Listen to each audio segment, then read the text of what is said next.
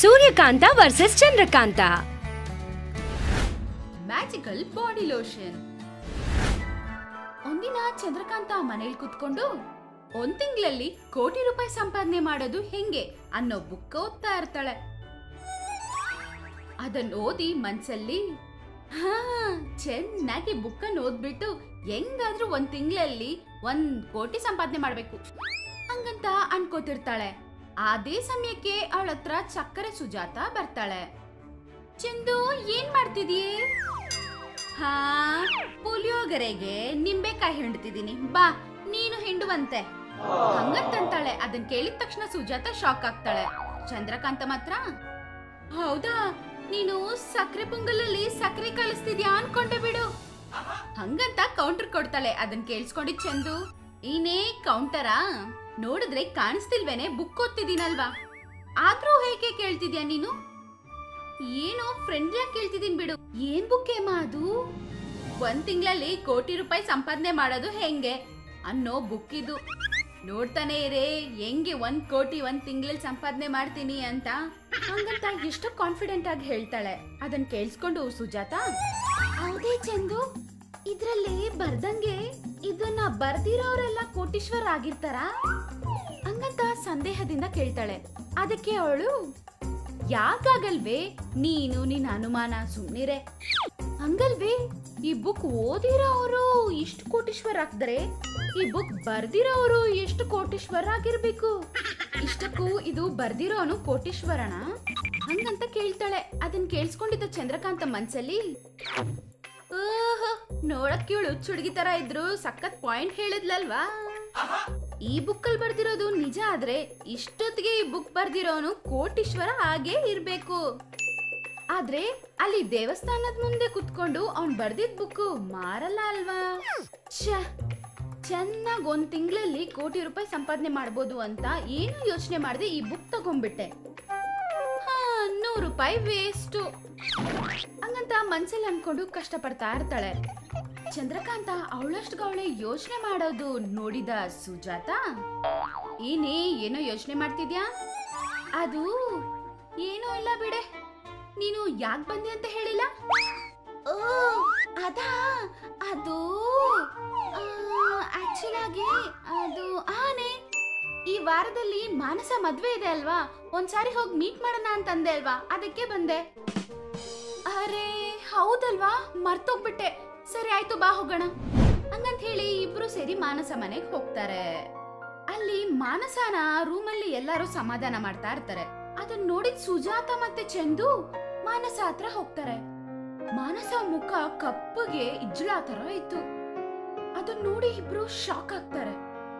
ಅದನ್ನ ನೋಡಿದ್ ಸುಜಾತ, ಏನೇ ಮಾನಸ, ಬೆಳ್ಳಕ್ ಸಕ್ಕರೆ ತರ ಇದ್ದಿದ್ ನಿನ್ ಮುಖ ಹಿಂಗೆ ಕಪ್ಪಗೆ ಇಜ್ಜಳ ತರ ಆಗಿದ್ಯಲ್ವೇ ಹಂಗಂತ ಕೇಳ್ತಾಳೆ. ಅದಕ್ಕೆ ಮಾನಸ, ಏನೂನೆ, ಒಂದ್ ಹೆಂಗ್ಸ್ ಬಂದು ಒಂದು ಬಾಡಿ ಲೋಷನ್ ಕೊಟ್ಲೆ, ಇದನ್ನ ಹಾಕೋ ನಿನ್ ಮೈ ಪಳಪಳ ಅಂತ ಆಗುತ್ತೆ ಅಂತಂದ್ಲೆ, ಅಷ್ಟೇನೆ.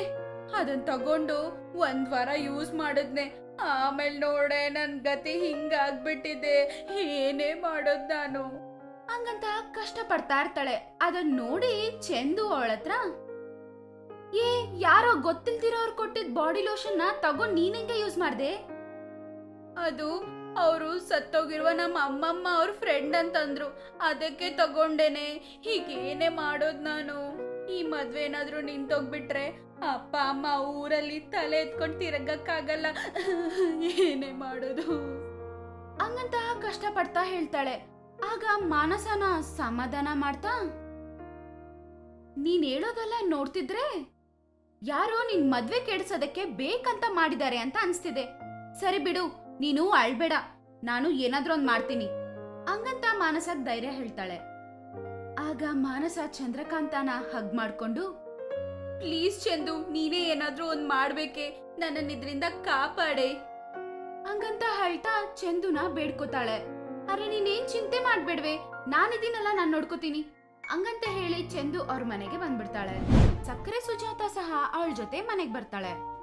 ಚಂದ್ರಕಾಂತ ಮನೆಗೋಗಿ ಮ್ಯಾಜಿಕ್ ಲ್ಯಾಂಪ್ ನ ತಗೊಂಡು, ಬಂಗಾರ ತಮ್ಮ ಜಿನ್ನಿ ಚಿಟ್ಟಾಗ ಆಚೆ ಬಪ್ಪ, ನಿನ್ನ ಹತ್ರ ಸ್ವಲ್ಪ ಮಾತಾಡ್ಬೇಕು ಹಾಗಂತ ಜೀನಿನ ಕರೀತಾಳೆ.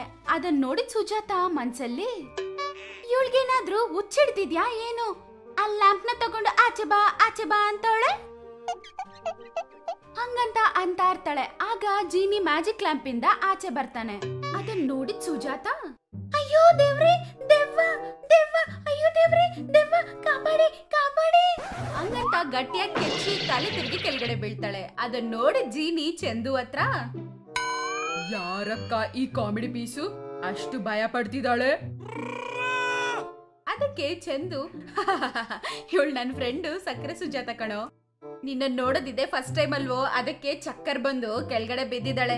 ಚಕ್ಕರ್ ಅನ್ನೋ ಮಾತ್ ಕೇಳಿದ ತಕ್ಷಣ ಸುಜಾತ ಎದ್ದು, ಏನು ಸಕ್ಕರೆನಾ ಎಲ್ಲೇ ಹಂಗಂತ ಕೇಳ್ತಾಳೆ. ಅದಕ್ಕೆ ಚಂದು, ಸಕ್ಕರೆ ಅಲ್ವೇ ಚಕ್ಕರ್, ನಿನ್ಗೆ ತಲೆ ಚಕ್ಕರ್ ಬಂದು ಬಿದ್ದೆ ಅಂತಂದೆ.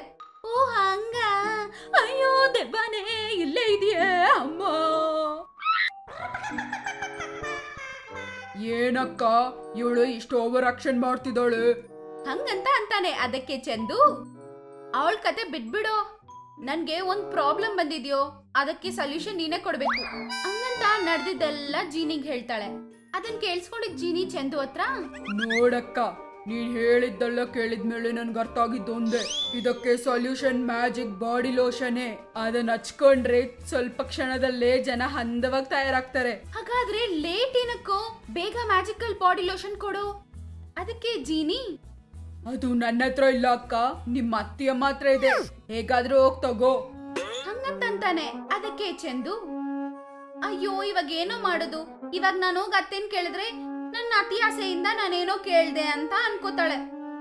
ಆಯ್ತು ಬಿಡು, ಇಷ್ಟು ದಿನ ನನ್ ಸ್ವಾರ್ಥಕ್ಕೋಸ್ಕರ ಏನಾದ್ರೂ ಅವಳ ಹತ್ರ ಇಂದ ತಗೋತಿದ್ದೆ, ಇವಾಗ ನನ್ ಫ್ರೆಂಡ್ಗೋಸ್ಕರ ಅದನ್ನ ತಗೋತೀನಿ ಬಿಡು ಹಂಗಂತೇಳಿ ಸೂರ್ಯಕಾಂತಮ್ ರೂಮ್ಗೆ ಹೋಗ್ತಾಳೆ.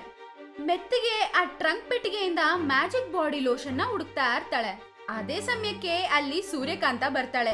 ಚಂದುನ್ ನೋಡಿ, ಏನೇ ಬಿತ್ರಿ, ಏನ್ ಕಳ್ತನ ಮಾಡಕ್ ಬಂದಿದ್ಯಾ?